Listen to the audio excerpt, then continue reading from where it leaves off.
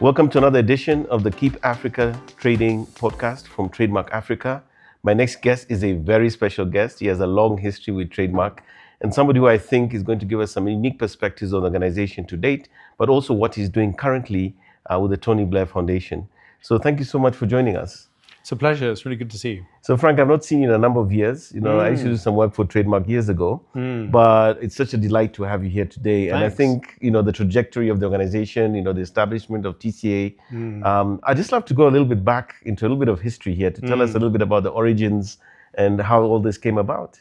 Yeah, well, it's an interesting question because way back in 2010, would you believe, which is almost 15 years ago now, we kind of started the work thinking about how, at that time, I worked for the UK government. Oh, okay. So I was like the regional private sector lead.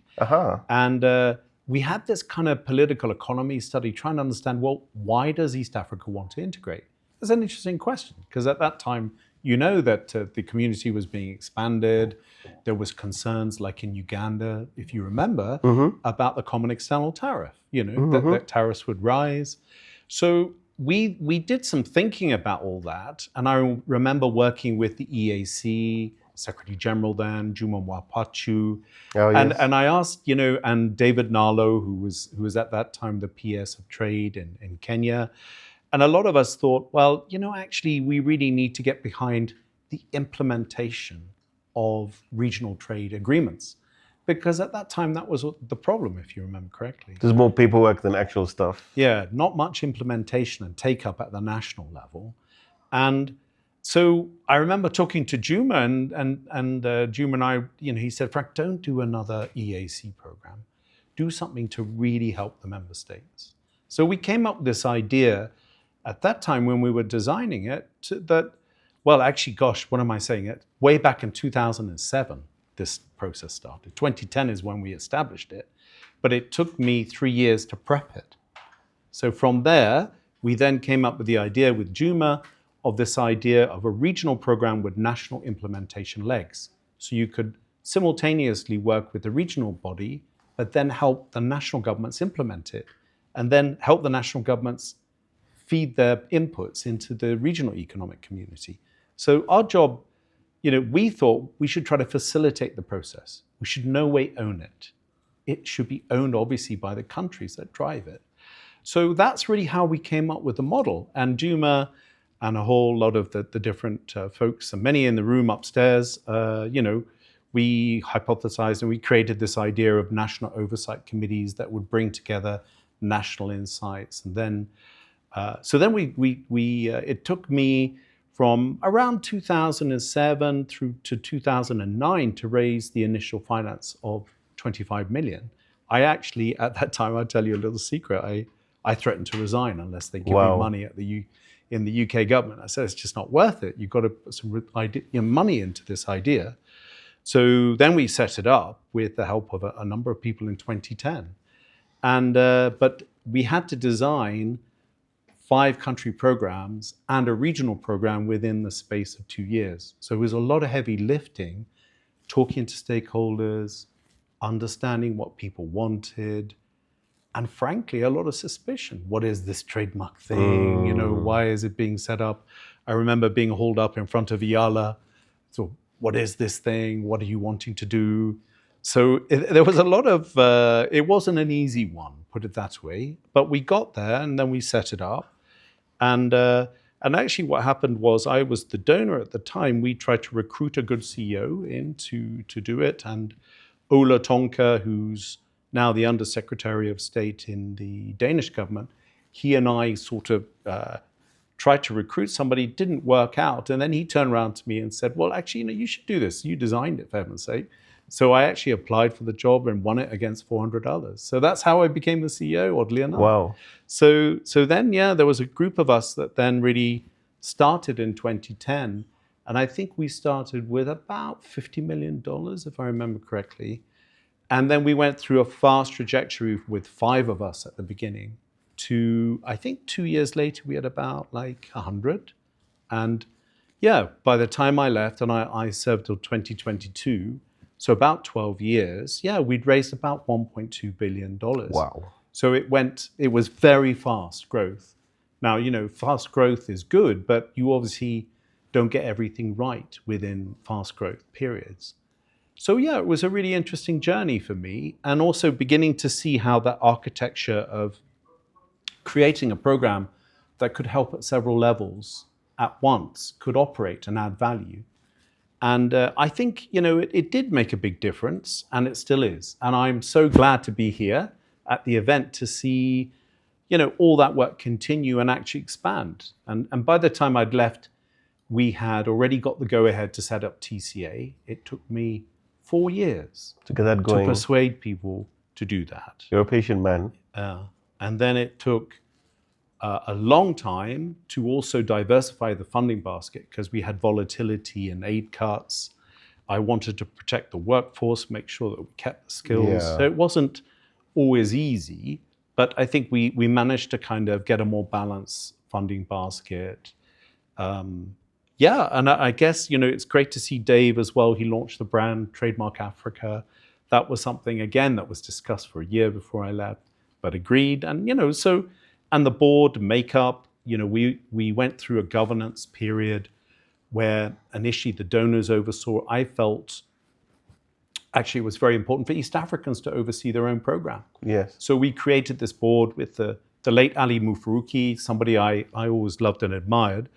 And, really then we created this structure of very much having talented leaders from our region leading. When I was the CEO, I reported to Ali. He's my boss. That was very clear accountability. Patrick Obath, many others that are here, they helped us grow and get through the problems, of which there were many. I think during the time I was CEO, I think I had about 15 death threats along the way. Out of here. Wow. Yeah, so it was certainly a journey. By the end of 12 years, I was tired, and I felt actually it's time to hand it over to somebody with more energy. And the board then selected Dave, who I think is doing a really great job. I've been really impressed with what he's doing so far. So it was quite a journey, actually. And it did take a personal toll at points. Yeah. I can't lie. Yeah, it did. Yeah, speaking from the heart, that's the truth. But the thing is, I always really felt we could make a difference. We could bring resources in to change the equation, to make things better. And I think, there were a lot of things that happened that really worked well. We don't often talk about things that didn't work well. There were one or two. But generally, the 80-20 rule was about right. We got about 80% right, which is a pretty good ratio, really, if you think about it. That's great. I mean, we obviously need much more time to get into all the nitty-gritties here, but tell us a little bit more about the segue from TradeMark to what you're doing now. Oh, yeah. Okay. Well, obviously, I guess being a bit passionate about the subject, you want to continue to contribute. And, I'm now part of the Tony Blair Institute for Global Change.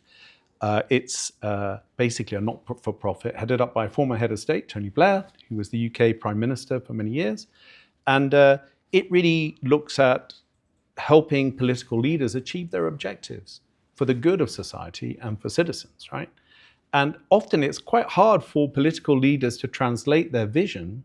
If you were the president of Kenya, it's quite difficult to translate it into delivery, because you have to go through different layers of government. You have to think hard about strategy, the policies, then the delivery of that.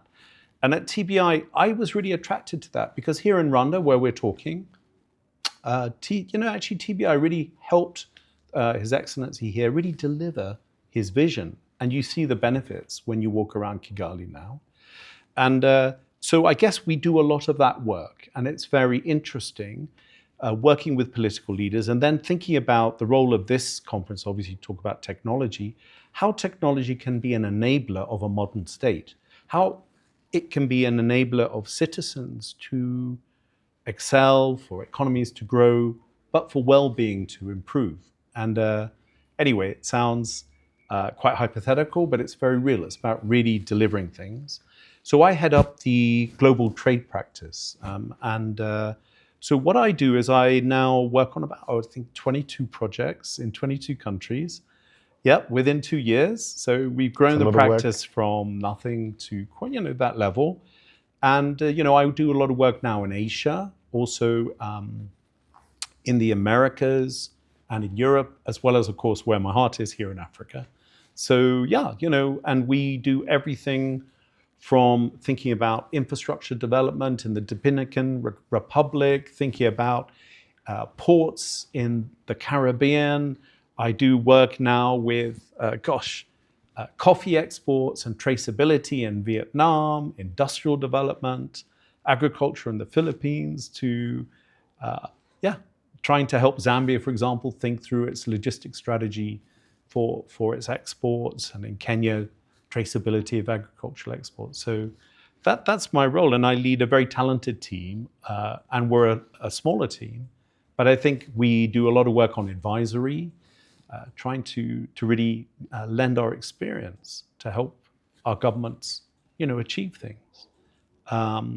And I'm also glad to say that, it's a delight to work with my old organization, TMA. It's of course now much bigger than my operation, but I'm very proud of that. And I think Dave's done a good job at pushing it forward. How does Tony Blair Institute work specifically with TradeMark and TCA? How do you sort of collaborate together? Yeah, so one of the key projects that TCA did was the Nakonde border, where it tried to put together a PPP approach to the border development, essentially to get investment into developing the border as a one-stop border, but thinking about it as a toll model. Okay. And some of the concessions in Africa are not great. I mean, some of them are not wholly positive, like Kasembalesa. I think it's around $200 a truck, or I think actually two ways it could be $300. But we found a way of actually investing more in the border for, I think it was $27 toll. So actually making it an ethical approach. So as TBI, we helped with the feasibility studies for that. I also provided support through our staffing to the whole process. So that's with TCA, and we also have been engaging with them on various projects. And then with TradeMark, we've been doing a lot of work with them on the TLIP platform that's now called Twin, thinking about how a group of us can come together and agree on a common governance framework. Again, it's been a pleasure working with TradeMark on that. And we brought together the World Economic Forum, the Global Alliance, TradeMark, ourselves, Chartered Institute of Exports, a whole coalition of us to try to push this as the answer to modernizing global trade, because global trade hasn't changed much since the 19th century. Apparently. Yeah. So I know you don't have much time, but I'll maybe have one or two more questions. Oh, yeah, no, go ahead.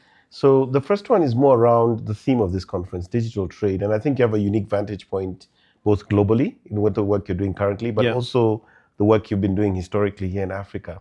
And I'm trying to think from your perspective, what does that mean in terms of the way forward, the opportunities that potentially could unlock, and possibly maybe some of the pitfalls that could come with that as well? Of technology. Of essentially creating the digital trade opportunity. Yeah. Well, I first of all, I think there has to be political will. Without political will, nothing happens. It's really important ingredient, isn't it? Political will is often based on understanding that the country concerned will benefit, right? But often political will means that you have to fight forces that benefit from inefficiency. So don't forget that. And they are pernicious. Many people actually benefit from inefficiency, many businesses, and that doesn't help citizens. So that political will is really important. I think, remember that technology is an enabler. It's not an end in itself, it's a means to an end. Very important. But anyone can hijack a digital system if they don't want it. So there has to be political will. There has to be a will to change and to move things forward. I also then think where you can show and practice that the technology works and it benefits. Like when we first did the borders, we saw a massive revenue pickup for the revenue authorities. They bought into it. They drove that development. TradeMark only facilitated when I was CEO. Again, they're also seeing the benefits of those technologies, like the cargo tracking systems, bringing in, lower levels of smuggling, misconsignment. It's actually benefiting governments in terms of the revenue and the bottom line. And I think, we have to prove that the technology is beneficial. And then to the user, the private sector, the trader, the small business, we mustn't forget about the small traders because they're very important in this equation. because many of our economies are so informal. We have to really make it inclusive. So no, I am optimistic, and I think there's a lot we can do to make it simple to trade, because the big problem is it isn't easy. And digital technology like Facebook, like Twitter or whatever platform you use, Instagram, all of us can use it. Everybody. You don't have to have a degree to use it. You imagine having technology that easy to trade. That's what we should be aiming for. And I think it's within grasp. And we were talking about this twin technology that will make it easy for really small traders to access global markets. That's the revolution we could bring about. And I do believe that actually the technologies that we've got are there. I think we have to be a little careful of AI, because we can't just rely on AI to give us all the answers. I think all of us are learning that technology is an enabler, but it's not an end in itself. But the ability for that to bring transparency, accessibility, has to come with verification and trust. Do you see what I mean? Exactly. It has to be something that can be accountable, secure, verifiable, and it has to be accessible, right? And it has to be interoperable. You have to be able to link up a single window into a global trading network, all right? So that means it has to be a flexible technology. It's quite a big ask. And then, the governance of that has to be non-commercial, because if there's commercial interests owning the whole thing, actually it could undermine the trust, right? Or if one government owns it, you get me? Yeah, exactly. So this is what this twin platform we're trying to aim at, is something that would be internationally recognized, but could be a real game changer for trade. So I hope that answers the question. So yeah, I think we can really harness technology, and we have, really a good opportunity of our time, which is the CFTA. We must not let that lie, because for the good of our continent, that's the way that we're going to get trade moving across borders. And digital systems have to help that become a trade agreement that people can use every day, and everyone can use it, not just big companies. Any thoughts around, thinking 5-10 years ahead, and again, looking at the fact that you have the rear view and now looking forward, what does trade in Africa look like to you, in the next 5 to 10 years? Well, I would hope that it's very easy to trade right across the continent, so that we can export goods to, say, for example, Ghana very easily. I'm really hoping that we can just see the cost of that reduce, and then our competitiveness really improve. So I'm hoping that all of our companies know the opportunities in the African market, can exploit them seamlessly. Secondly, I hope that we get beyond national interests. Because in the end, what will keep us back is everyone having the same industrial policy. Kind of it's the way it is now. Everyone wants to export certain things, often the same things, but that's not entirely possible. So to get to a situation where we're thinking more as one continent rather than one country, because that's the way that our value addition will improve. Otherwise, there's a threat that we may just continue to really largely export commodities. We don't want that, do we? So I think I would hope, looking ahead 5-10 years, that we see more regional value chains and Africa becoming part of global value chains, because we're not. We're not to the extent that we should be. And we hold the world's resources here within the continent. So we have to take advantage of that. I think the last thing I say, I guess the third thing, would be that, the continental free trade area really lifts millions of people out of poverty, which is what we all hope. And also that our trade just really mushrooms. We've got massive human assets. I think, is it 1 in 5 of all global people by 2040 will be African. We have a massive workforce, great potential. We've got massive raw materials and a lot of talent. So, I would hope that we can really take advantage of that, leverage that to our benefit, and that we see that sort of investment in building our markets that we need to see. Yeah. Frank, thank you so much for your time and your insights. That was incredible. More importantly, I think we can see the trajectory that you set up at TradeMark continues to grow. And I think the opportunities going forward and the work you're doing at TBI are incredible as well. Thank you for gracing our podcast, and we hope that we'll have a chance to maybe have a more in-depth conversation with you in the future. Sure. That would be a pleasure. Thank you very much for having me. So there you have it, a great conversation with Frank Matsaert coming from Tony Blair Institute. He's given us profound insights around his time at TradeMark and also the setting up of TCA, but more importantly, how he continues to play an important role, not just in trade in Africa, but globally through the work that he's doing with the Tony Blair Institute. Thank you for joining us for this conversation, and we hope we catch you in the next one.